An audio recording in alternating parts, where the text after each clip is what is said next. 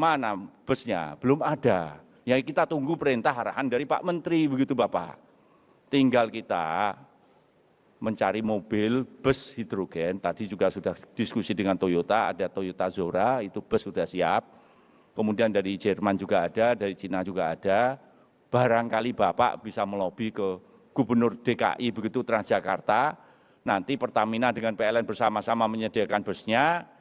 Refueling stationnya sudah ada, hidrogennya sudah ada, tinggal kemudian nanti bis hidrogen ada logonya ESDM, ada PLN Pertamina, kita berkolaborasi membangun transportasi berbasis pada hidrogen. Jadi kita tidak menambah produksi hidrogen, tapi kita produksi 200 ton, yang dipakai 75 ton, sisanya 125 ton, itu nganggur. Maka dijadikan di rantai pasok di sini, jadi kalau hidrogen refueling station, itu sudah ada Bapak, dan siap pakai, tapi mobilnya belum ada. Tentang bis, saya coba komunikasikan dengan Pak Gubernur DKI untuk memanfaatkan ini. Jakarta berpeluang memasuki era baru transportasi ramah lingkungan. Bukan lagi sekadar bus listrik, tetapi bus berbahan bakar hidrogen yang emisinya nyaris nol. Yang menarik, usulan ini datang langsung dari Direktur Utama PT PLN, Darmawan Prasojo. Bahkan, Menteri Energi dan Sumber Daya Mineral Bahlil Lahadalia langsung merespons positif dan siap berkomunikasi dengan Gubernur DKI Jakarta, Pramono Anung. Lantas, seberapa siap Indonesia menjalankan transportasi umum berbasis hidrogen? Dalam penyampaiannya, Direktur Utama PT PLN Darmawan Prasojo mengusulkan agar pemerintah Provinsi DKI Jakarta mulai memanfaatkan hidrogen sebagai bahan bakar transportasi umum. Darmawan mengatakan, infrastruktur dasar sebenarnya sudah tersedia. Menurutnya, cadangan hidrogen sudah berada di kawasan sekitar Senayan, Jakarta. Stasiun pengisian hidrogen juga telah tersedia, sehingga ekosistem awal untuk mendukung operasional kendaraan hidrogen sudah mulai terbentuk. Yang menjadi tantangan saat ini justru bukan pada bahan bakarnya. Menurut Darmawan, bus hidrogen yang akan digunakan masih perlu didatangkan. Ia menyebut sejumlah produsen dari Jepang, Jerman, maupun Cina telah memiliki teknologi bus hidrogen yang siap digunakan. Artinya, dari sisi teknologi kendaraan, pilihan sudah tersedia di pasar global. PLN sendiri juga mengaku memiliki kapasitas produksi hidrogen yang cukup besar. Produksi hidrogen PLN mencapai sekitar 200 ton per tahun. Namun, dari jumlah tersebut, pemanfaatannya baru sekitar 75 ton per tahun. Dengan kata lain, masih terdapat sekitar 125 ton di Dorapo Basun son hidrogen yang belum dimanfaatkan atau masih menganggur dan siap digunakan. Surplus produksi inilah yang dinilai dapat dimanfaatkan untuk mendukung sektor transportasi, khususnya di Jakarta. Darmawan menegaskan bahwa mulai dari produksi hidrogen hingga fasilitas pengisian sudah tersedia. Sehingga langkah berikutnya adalah menghadirkan armada bus hidrogen agar ekosistem tersebut dapat dimanfaatkan secara optimal. Usulan tersebut langsung mendapat tanggapan dari Menteri ESDM Bahlil Lahadalia. Bahlil menyatakan siap menindaklanjuti gagasan tersebut. Ia mengatakan akan menghubungi Gubernur DKI Jakarta, Pramono Anung, untuk membahas peluang penggunaan bus hidrogen sebagai bagian dari sistem transportasi ibu kota. Respons ini membuka peluang adanya koordinasi antara pemerintah pusat, PLN, dan pemerintah Provinsi DKI Jakarta dalam mengembangkan transportasi berbasis energi bersih.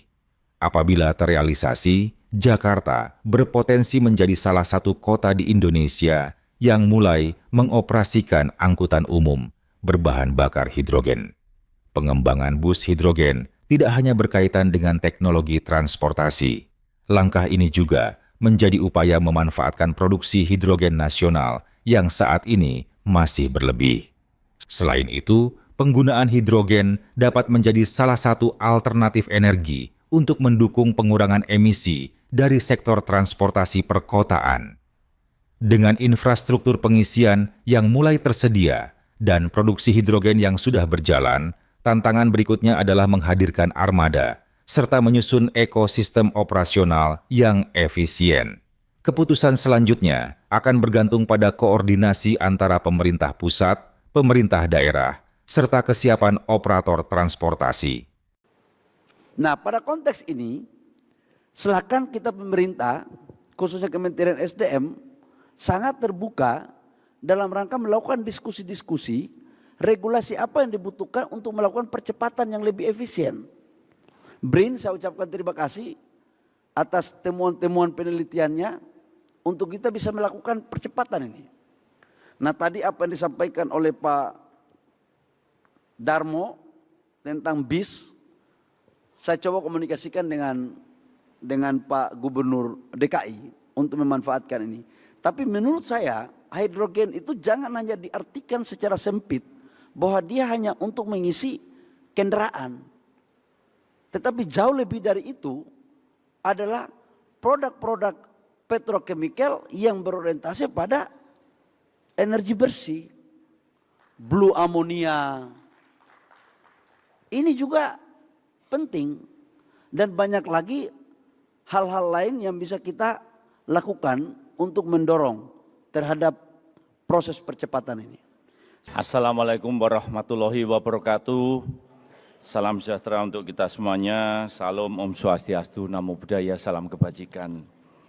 Yang sama-sama kita hormati, kita banggakan, kita patuhi Bapak Menteri ESDM Republik Indonesia, Bapak Bahlil Lahadalia. Terima kasih Bapak atas kehadirannya. Di sini ada Wakil Kepala BRIN, Prof. Oktavian, terima kasih atas kehadirannya. Ini Bu Dirjen, ini sedulur saya, ini Pak Sekjen, Pak Irjen, ada juga dari DEN, Kepala SKK Migas, Your Excellency Ambassador of Denmark, Mr. Stent, dan seluruh hadirin yang saya banggakan. Pak Menteri, izin Bapak, dalam membangun sistem kelistrikan Pak, itu ada hukum kekekalan energi. Dalam suatu sistem yang tertutup itu, energi tidak bisa diciptakan, tidak bisa dimusnahkan, tapi bisa diubah menjadi bentuk energi lain. Nah, dari energi listrik ini Bapak, ini bisa dimasukkan ke baterai dan menjadi energi storage. Tapi bisa juga listrik ini digunakan untuk nyetrum air Bapak. Hasilnya dua, yang negatifnya menjadi hidrogen, positifnya menjadi oksigen. Jadi kalau Bapak datang ke pabrik oksigen, itu nyetrum air, pasti ada hidrogennya. Padahal dia produksi oksigen untuk rumah sakit, itu pasti ada hidrogennya. Nah, untuk itulah hidrogen ini adalah energy storage. Nah, kalau kita melihat, maka setiap pembangkit PLN pasti ada produksi hidrogennya. Sebenarnya untuk sistem pendinginnya pembangkit menggunakan hidrogen, maka produksi hidrogen kita itu setahun ada 203 ton. Nah, dari 203 ton per tahun, hanya 75 ton yang dimanfaatkan, Pak. Sisanya 130 ton, itu surplus, Bapak. Nah, pada waktu itu Prof. Enia sebagai ahli hidrogen, sebelum menjadi anak buah Bapak, itu membuat hidrogen refueling station di Senayan sini, Bapak. Itu hasil karyanya Prof. Enia ini, Bapak. Maka beliaulah yang merancang, yang membangun ada di sini. Rantai pasoknya dari mana? Nah, kami kolaborasi dengan Pertamina, begitu Bapak. Dari produksi hidrogen yang sudah surplus. Jadi kita tidak menambah produksi hidrogen, tapi kita produksi 200 ton, yang dipakai 75 ton, sisanya 125 ton, itu nganggur, maka dijadikan di rantai pasok di sini. Jadi kalau hidrogen refueling station itu sudah ada Bapak, dan siap pakai, tapi mobilnya belum ada. Nah tadi Prof. Enia ngumpulin dirut PLN dengan wadirut Pertamina, begitu Bapak.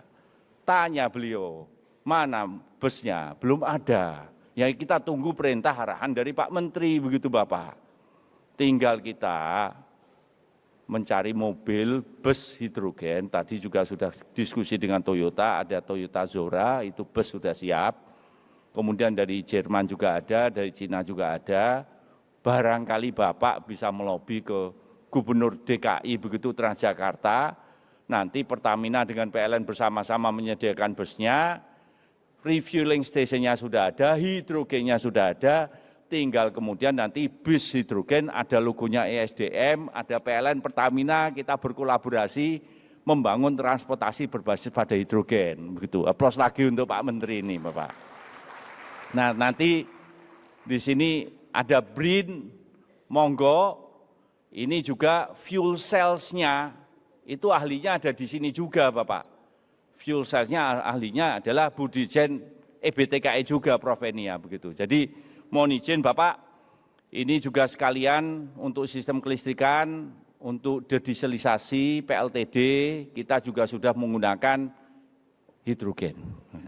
Jadi sudah ada, kemudian juga proyek-proyek besar ke depan, ini hidrogen menjadi salah satu moda energy storage yang insya Allah nanti ke depannya is only one way forward, tapi multi ways to move forward, yaitu salah satunya menggunakan hidrogen. Nah, sekali lagi kami mengucapkan terima kasih atas suatu event yang luar biasa ini, semoga ke depannya lebih mudah. Terima kasih. Wassalamualaikum warahmatullahi wabarakatuh.